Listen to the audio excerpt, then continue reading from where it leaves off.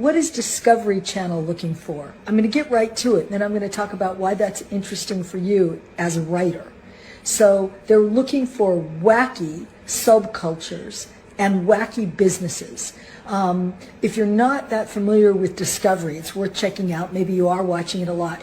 I think their top show is Top Gear, so it's a car show.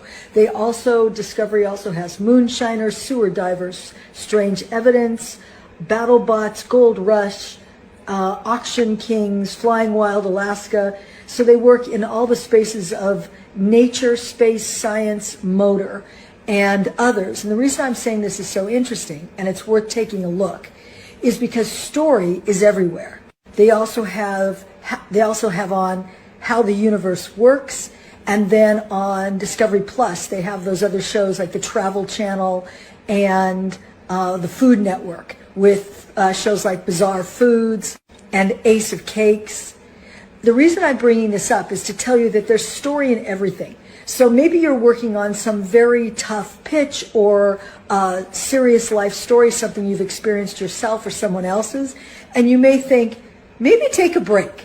Maybe there's something fun. Maybe you love to cook. Maybe you have other aspects of your personality you'd like to explore. Well, if you research a wacky business and it resonates for you, Discovery would be the place to take the pitch.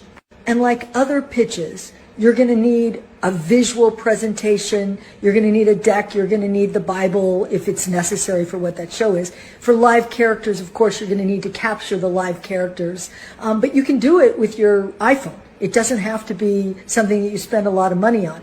And particularly for those of you out there that are not necessarily in the big cities, like LA, New York, or Chicago, they're looking for businesses and things that they may not have heard of, which in your hometown are typical, but to the rest of the country are unique. Now, to sell your project, if you don't have a background in producing, you'll probably need to join forces then with the production entity who makes the kind of show that you want to pitch.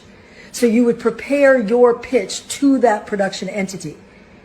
And to discover who those entities are, the best thing is go to Discovery, watch the shows, look at the credits. You can also Google things and the credits will pop up as well. But I think this is fun. I've often pitched shows to Discovery and to nonfiction channels. I like nonfiction. I think a lot of people have that side to them where they have a nonfiction thing they love. I've been successful with nonfiction documentaries. Now, I think right now, Discovery is looking for series, not necessarily one-offs. A one-off meaning a documentary they would like a series. But put these thoughts in your mind, and it might be kind of a fun, light project to develop that isn't as emotionally taxing as maybe some of the other projects you're working on.